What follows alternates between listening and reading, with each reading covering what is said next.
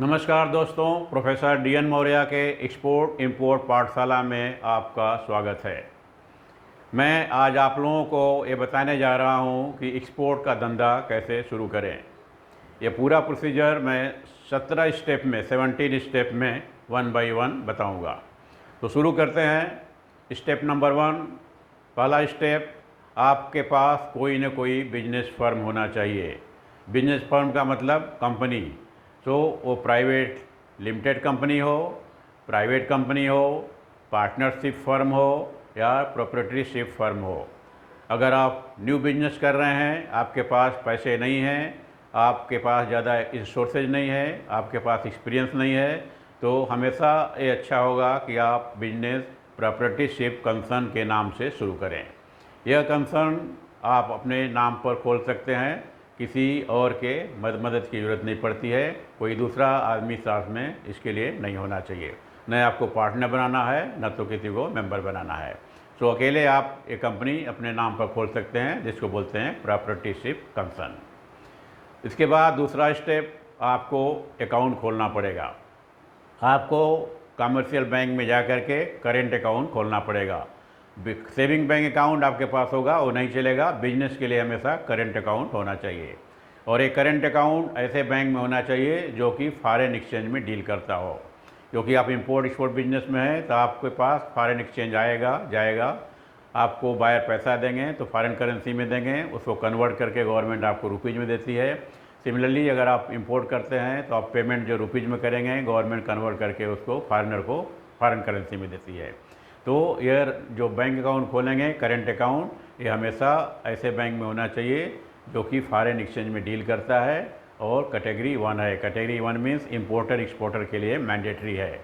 तो आपको current account खोलना है किस बैंक में? ऐसे कमर्शियल बैंक में जो फॉरेन एक्सचेंज में डील करता है, और वो ब्रांच जो है कैटेगरी 1 होनी चाहिए। तीसरा स्टेप, आपको पैन लेना पड़ेगा, परमानेंट अकाउंट नंबर, जो कि इनकम टैक्स से मिलता है। तो अगर आप प्राइवेट कंपनी शुरू कर रहे हैं तो कंपनी के नाम पर पैन लेना पड़ेगा। अगर आप प्रॉपर्टीशिप कंसर्न शुरू कर रहे हैं तो आपको पैन की ज़रूरत नहीं पड़ेगी। आपके पास जो अपना पैन है उसी पैन से काम चल जाएगा। अगर आपके पास अपना पैन नहीं है तो आपको एप्लीकेशन देना पड़ेगा और अपने नाम पर पैन लेना पड़ेगा। यही पैन जो कंपनी का भी पैन हो जाएगा। चौथा स्टेप, आपको आईसी कोड लेना पड़ेगा, इंपोर्ट एक्सपोर्ट कोड। यह आपको डीजीएफटी से मिलता है, director general of foreign trade, जो कि government of India ministry of commerce के अंदर आता है। तो आप इसके लिए अप्लाई कर सकते हैं ऑनलाइन, सब डॉक्यूमेंट सबमिट कर सकते हैं ऑनलाइन, और इसके लिए 500 रुपये का ऑनलाइन फ़ीस है। तो अगर आप कंफर्टेबल हैं, खुद कर सकते हैं, तो ऑनलाइन कीजिए। आपको 500 रुपये में आईसी कोड मिल जाएगा, और ये 2-3 दिन में मिल जाता है, ज़्यादा टाइम नहीं लगता है। अगर आप कंफर्टेबल नहीं हैं खुद काम करने के लिए, या आपके पास टाइम नहीं है, तो आप किसी प्रोफेशनल से ये काम करवा सकते हैं, जिसको गांव की भाषा में एजेंट बोलते हैं। तो आप 1000 रुपया और देंगे, खर्चा करेंगे, तो 1500 में आपको आपका एजेंट जो है आपको आईसी कोड ला के दे देगा। छठा स्टेप, इसके बाद में आपको रजिस्टर करना है, वो किसके साथ में? EPC. EPC export promotion council. देश के अंदर करीब करीब 25 से 27 ईपीसी हैं, हर फील्ड का अलग अलग है।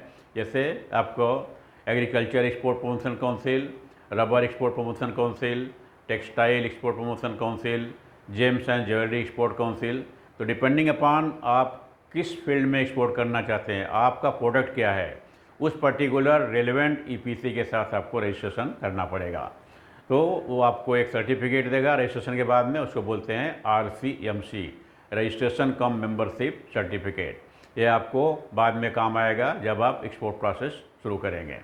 तो आरसीएमसी लेने के बाद में आपको एक बार फिर बैंक के पास जाना है, कौन से बैंक में? जहां आपका करंट अकाउंट है, और आप रिक्वेस्ट करेंगे मैनेजर को कि आपको एडी नंबर चाहिए। तो बैंक आपको एक लेटर देगा, लेटर हेड पर, उस पर जो है बैंक का एडी अथराइज डीलर्स कोड जो है प्रिंटेड रहेगा। We call it authorised dealer code. ये आपको यूज करना पड़ेगा जब भी आप एक्सपोर्ट करेंगे, शिपिंग बिल बनाएंगे, उसमें आपको एडी कोड डालना पड़ेगा। तो यह आपको मिलता है बैंक से, जहां पर आपका करेंट अकाउंट है। वो आप लेटर मिलेगा आपको बैंक से, उसको अपने पास रखिएगा, उस पर एडी कोड प्रिंटेड होता है, उसको आप बार बार यूज कर सकते हैं। ओके, आगे चलिए। 7वां स्टेप जीएसटी, आपको गुड्स एंड सर्विसेज टैक्स में रजिस्ट्रेशन कराना पड़ेगा। एक्सपोर्ट इंडिया के अंदर जीरो टैक्स में है, कोई टैक्स देना नहीं पड़ता है, लेकिन आपने कहीं इनडायरेक्टली कोई टैक्स दिया है, जैसे लोकल सामान खरीदा है, उस पर कुछ जीएसटी वगैरह पे किया है, तो जीएसटी आपको रिफंड मिलता है। इसके लिए आपको जीएसटी का रजिस्ट्रेशन ज़रूरी है। 8वां स्टेप सिलेक्शन ऑफ प्रोडक्ट, आपको बहुत ही केयरफुली ये सेलेक्ट करने का है कि आप क्या प्रोडक्ट एक्सपोर्ट करना चाहते हैं। तो प्रोडक्ट दो तरह के हो सकते हैं, या तो आप उसे मैन्युफैक्चर करना चाहते हैं, या तो उसे आप लोकल मार्केट में ख़रीद के बेचना चाहते हैं। तो लोकल मार्केट में ख़रीद के बेचना चाहते हैं फॉरेनर को, तो उसको बोलते हैं ट्रेडर, ट्रेडिंग कर रहे हैं। जैसे आपने मिल से बासमती राइस खरीदा और उसको एक्सपोर्ट कर दिया, तो आप क्या हुए, ट्रेडर हुए, तो एक तरह का एक्सपोर्टर होता है। दूसरा क्या होता है, मैन्युफैक्चरिंग एक्सपोर्टर। जैसे आप पेन बना रहे हैं या प्लास्टिक का खिलौना बना रहे हैं, तो आप बनाएंगे कंपनी में अपने फैक्ट्री में और उसको एक्सपोर्ट करेंगे, उसको बोलते हैं मैन्युफैक्चरर एक्सपोर्टर। सो वेदर आप मर्चेंट एक्सपोर्टर हैं और मैन्युफैक्चर एक्सपोर्टर हैं, आपको डिसाइड करना है आप क्या करना चाहते हैं, कौन सा प्रोडक्ट जो है बेचना चाहते हैं, कौन सा प्रोडक्ट जो है एक्सपोर्ट करना चाहते हैं, तो उसको बोलते हैं कैसे सेलेक्ट करेंगे उसको।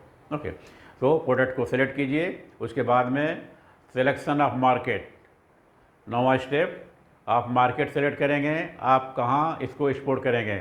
यूरोपियन कंट्रीज है, साउथ अमेरिकन कंट्री है, यूएसए है, चाइना है, गल्फ कंट्री है, तो आपको सिलेक्शन करना पड़ेगा मार्केट का, आप कहाँ एक्सपोर्ट करना चाहते हैं, जहाँ पर इसकी ज़्यादा रिक्वायरमेंट होगी। और फिर आपको बायर ढूंढना पड़ेगा। अभी आप कुछ एक्सपोर्ट नहीं कर रहे हैं, आप सिर्फ पेपर वर्क कर रहे हैं, आप सिर्फ पता कर रहे हैं, तो आपको बायर ढूंढना पड़ेगा, ख़रीदने वाला, इम्पोर्टर।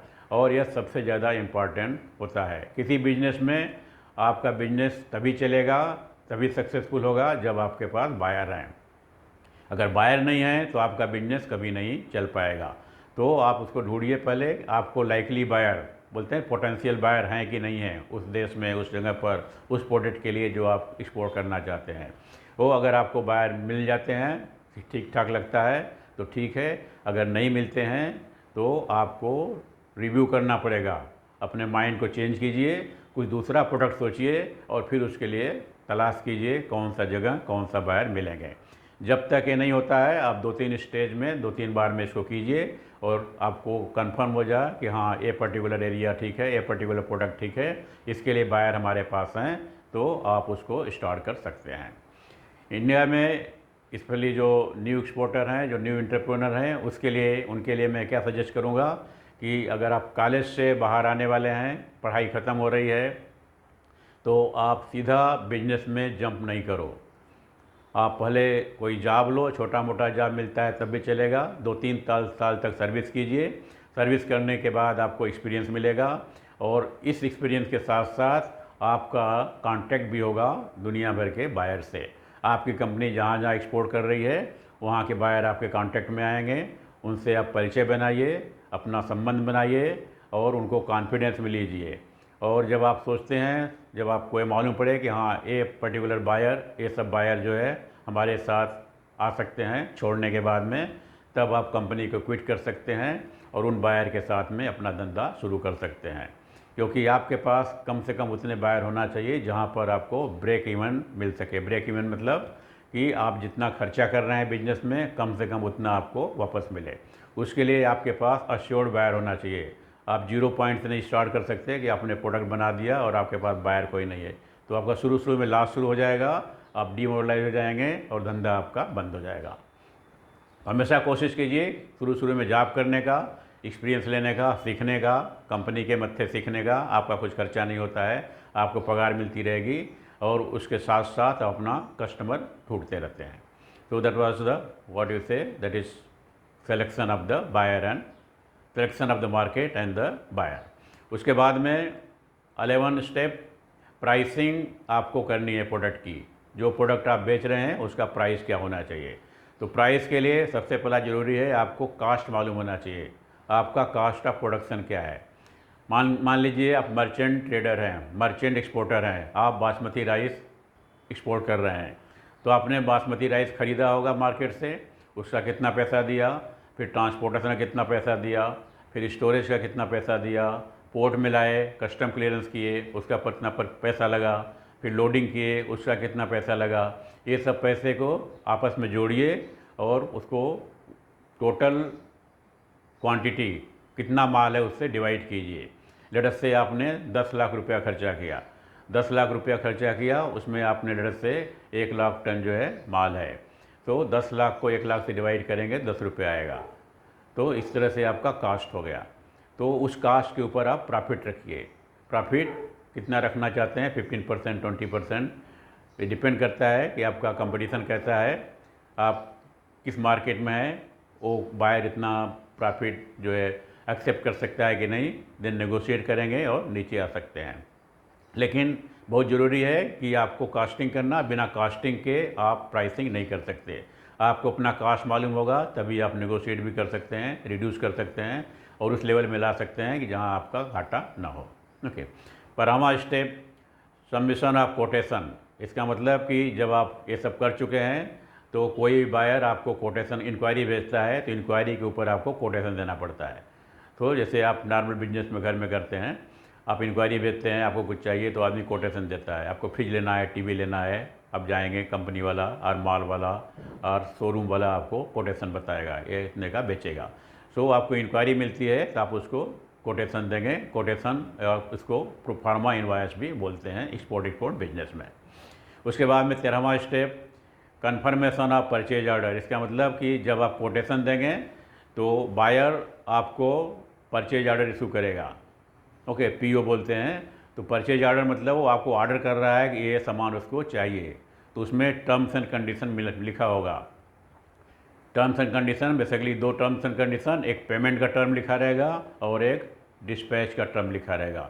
पेमेंट का टर्म मतलब कैसे पेमेंट है, बाद में मिलेगा, क्रेडिट में है, एडवांस में है, या लेटर ऑफ क्रेडिट है, या डॉक्यूमेंट्री कलेक्शन है, तो उसमें लिखा रहेगा।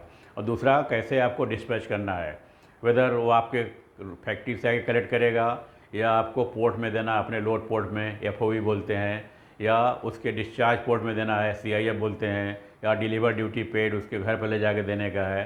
तो इस तरह के टर्म्स होते हैं। तो डिपेंड करता है कि क्या उसने कोड किया है। तो जब आपको परचेज ऑर्डर मिलता है तो आपको उसको स्क्रूटनी करनी है, आपको थॉरोली पढ़ना है। सिंपली एक्साइट नहीं होने का कि हमको परचेज ऑर्डर मिल गया तो हम कंफर्म कर दें कि मैं सप्लाई करूँगा, बहुत बड़ी गलती करेंगे। आपको उसको पढ़ने का है, उसको ध्यान से देखिए, उसमें कौन कौन से कंडीशन है, कौन कौन से क्लाज है। अगर कोई क्लाज आपको सूट नहीं करता है तो इंपोर्टर से बात कीजिए कि वो परचेज ऑर्डर को मॉडिफाई करे, और जब आपको सूट करता है तभी आप उसको कंफर्म कीजिए। इसको बोलते हैं conformation of purchase order. Purchase order को कंफर्म कर रहे हैं, लेकिन तभी करेंगे जब वो आपको सूट करेगा। ओके, उसके बाद में जब आपको ये सब मिल गया है तो आप लोन के लिए जा सकते हैं, बैंक लोन। आप बैंक में जाइए और लोन के लिए अप्लाई करिए। इसको बोलते हैं प्री शिपमेंट लोन। इसका मतलब कि आप एक्सपोर्ट करने जा रहे हैं, अभी तक कुछ किए नहीं हैं, उसके लिए आपको लोन चाहिए। सो pre shipment, before shipping the goods. तो यह आपको बैंक ग्रांट कर सकता है। आपसे कुछ डॉक्यूमेंट मांगेगा, आपका क्रेडिट वर्दीनेस देखेगा, आपका सब देखेगा, पैन है, कंपनी है, एडीए कोड वगैरह है, आरसीएमसी है, आईसी कोड है। उसके अलावा बैंक आपसे पूछेगा क्या डॉक्यूमेंट्री प्रूफ है कि आप इसको एक्सपोर्ट करेंगे। तो उसके लिए आप दिखा सकते हैं परचेज ऑर्डर। अगर आपको बायर ने परचेज ऑर्डर दिया है तो उसको आप दिखा सकते हैं। अगर आपके पास लेटर ऑफ क्रेडिट बायर ने दिया हुआ है कि पेमेंट जो है एलसी के अंडर होगा, वो बेस्ट डॉक्यूमेंट है, बैंक इसके बाद कोई क्वेश्चन नहीं करेगा। क्योंकि लेटर ऑफ क्रेडिट में क्या होता है कि बैंक पेमेंट करता है, पेमेंट कभी फेलियर नहीं हो सकता। आपने सामान भेज दिया, पेमेंट आपको 100% मिलना ही है, बायर चाहे या न चाहे, पेमेंट जो है बैंक करेगा। तो अगर आप एलसी आपके पास है और तो अपने बैंक के पास जाएंगे, किसी बैंक के पास में, और बोलेंगे मुझे लोन चाहिए इसके ऊपर, तो बैंक आराम से आपको लोन दे सकता है। उसको बोलते हैं प्री शिपमेंट फाइनेंस। 15वां, आपको लोन मिल गया तो प्रोक्योरमेंट ऑफ गुड्स। आप सामान खरीदना शुरू कर सकते हैं अगर आप ट्रेडर हैं, और अगर आप मैन्युफैक्चरर हैं तो रॉ मटेरियल खरीदिए जिससे आपको प्रोडक्ट बनाना है, जिससे आपको प्रोसेसिंग करना है। तो लोन के बाद में आप परचेज कीजिए, या तो फिनिश प्रोडक्ट अगर आप ट्रेडिंग कर रहे हैं तो, या तो फिर रॉ मटेरियल अगर आपको मैन्युफैक्चरिंग करना है तब। उसके बाद में 16वां स्टेप, कुछ डॉक्यूमेंट होते हैं, what we call it certificate, that is mandatory for the export. जैसे क्वालिटी सर्टिफिकेट हुआ, हेल्थ सर्टिफिकेट हुआ, अगर आप फूड एक्सपोर्ट कर रहे हैं तो फसाई बोलते हैं, FSSAI सर्टिफिकेट है, मैंडेटरी है। तो ये सब सर्टिफिकेट आप अपने पास ले सकते हैं, उसको अप्लाई कीजिए जगह जगह पर और सर्टिफिकेट अपने पास में रखिए। उसके बाद में 17वां स्टेप, इसके बाद आप रेडी हैं और एक्सपोर्ट को आप सीधा भेज सकते हैं, आप एक्सपोर्ट कर सकते हैं। कैसे एक्सपोर्ट करेंगे उसका एक लंबा प्रोसीजर है, वो प्रोसीजर मैं इस वीडियो में नहीं बता सकता, वीडियो लंबा हो जाएगा। तो अगला वीडियो जो वीडियो नंबर 24 आएगा उस पर मैं विस्तार से चर्चा करूँगा कि एक्सपोर्ट का प्रोसीजर क्या है। इसका मतलब इस वीडियो में मैं सिर्फ वही बात कर रहा हूँ कि एक्सपोर्ट जो है रेडी है और इसको आप डिस्पैच करने जा रहे हैं। डिस्पैच कैसे करेंगे वो प्रोसीजर मैं नेक्स्ट वीडियो में बताऊँगा। तो इस वीडियो में बस इतना ही। अगर आपने मेरा चैनल सब्सक्राइब नहीं किया है तो सब्सक्राइब करें। मेरे चैनल का नाम है शिपिंग पाठशाला बाई DN मौर्य और @DN मौर्य 9964। इसको आज के वीडियो में बस इतना ही। Bye bye, see you.